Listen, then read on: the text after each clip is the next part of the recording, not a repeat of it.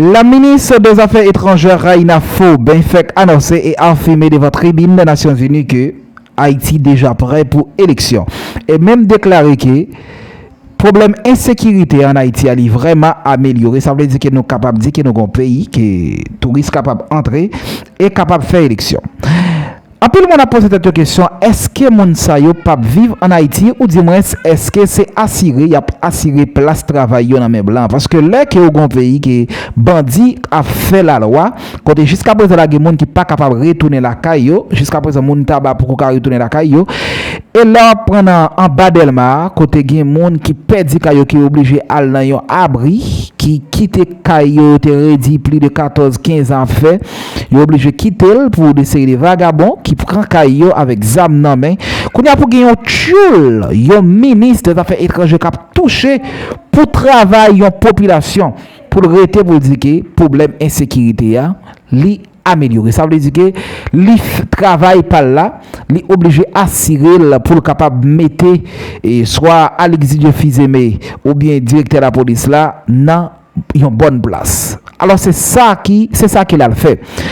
Mais peuple haïtien ça c'est un peuple qui vraiment inchancé, qui pas de chance et n'importe monde qui a représenté pays au point de vue politique, c'est toujours une honte, c'est toujours yon l'argent perdu. On va quitter vivre ensemble avec nous comme ministre des Affaires étrangères Raina Fobe qui t'a expliqué dans le discours comment que Haïti sur la bonne route et Haïti déjà prêt pour faire élection. Pendant ce temps, la République dominicaine a tiré Haïtiens par jour, a maltraité Haïtiens tandis que le ministre des Affaires étrangères pour que jamais parler pour dire que ça c'est un crime qui est lié, il pas jamais prendre la parole haïtien qui passe misère en République dominicaine là, plus de combien haïtien a tiré chaque jour pas gagner un monde, pas gagner un voix qui cap parler, tandis que a touché comme yo, c'est ça son bagaille, c'est catégoriquement c'est un habit que moun yo a fait sous population haïtienne.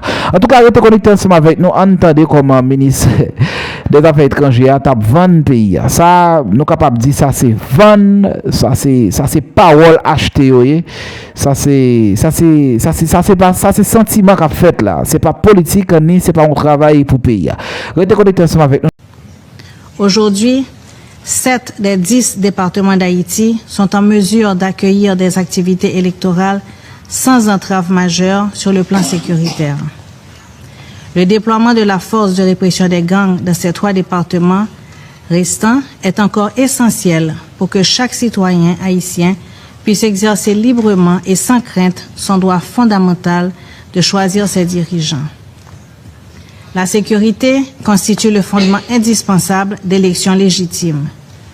Le gouvernement a pris des mesures considérables pour rétablir la sécurité. Depuis janvier 2026, plus de 2000 policiers ont été formés dans le cadre du programme gouvernemental P4000, tandis que le recrutement de 1500 nouveaux membres des forces armées d'Haïti est actuellement en cours. Si les progrès se poursuivent comme prévu, d'ici à la fin de l'année 2026, la police nationale sera renforcée de 4000 policiers supplémentaires, tandis que les forces armées accueilleront 1500 nouveaux militaires. Notre objectif est clair: bâtir progressivement des institutions de sécurité haïtiennes capables d'assurer durablement la sécurité du pays. Les résultats concrets sont déjà obtenus sur le terrain et ils sont encourageants. 3 camps de personnes déplacées internes ont été fermés, permettant à de nombreuses familles de regagner leur foyer. Parallèlement, le gouvernement promeut une nouvelle approche de la réponse humanitaire, en passant de l'aide à l'investissement, from aid to trade, afin de créer des opportunités durables pour le peuple haïtien, en particulier pour sa jeunesse. En parallèle, nous avons réactivé la Commission nationale de désarmement, de démantèlement et de réintégration, et nous poursuivons la mise en œuvre d'importantes réformes judiciaires destinées à renforcer l'état de droit et à la reddition des comptes. 2 pôles judiciaires spécialisés dans la répression des crimes de masse, des violences sexuelles et de la criminalité financière ont été inaugurés. Nous sommes toutefois conscients que ces progrès demeurent fragiles.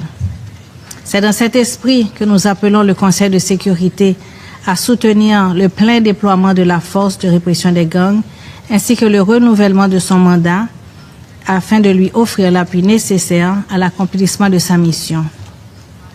Des progrès réels sont enregistrés sur le terrain et ce n'est pas le moment de reculer. Madame la Présidente, Haïti a été pendant trop longtemps définie à travers ces crises. Aujourd'hui, Haïti demande d'être reconnue pour les progrès qu'elle accomplit. Le peuple haïtien a fait preuve d'une résilience remarquable. Nos institutions continuent de fonctionner. La sécurité s'améliore. La reconquête du territoire se poursuit. Le processus électoral progresse. La République d'Haïti, sous le leadership du gouvernement du Premier ministre Alexis Dié-Fils-Aimé, est résolument déterminée à se relever. La dynamique est réelle et nous ne pouvons pas perdre cet élan. C'est dans cet esprit de partenariat que nous appelons à un engagement international soutenu pour consolider les efforts déjà accomplis. Aujourd'hui, la communauté internationale est face à un choix. Elle peut préserver la dynamique qu'Haïti a bâtie au prix d'efforts considérables ou risquer de voir des années d'efforts collectifs compromises au moment même où le pays est le plus près que jamais de rétablir durablement la sécurité et d'organiser les élections. C'est pourquoi, aujourd'hui, soutenir le plein déploiement de la force de répression des gangs ainsi que le renouvellement de son mandat, c'est soutenir la sécurité. Soutenir la sécurité, c'est demeurer auprès d'Haïti. C'est un investissement en faveur de la démocratie, de la stabilité régionale, ainsi que de la paix et de la sécurité internationale. Ensemble,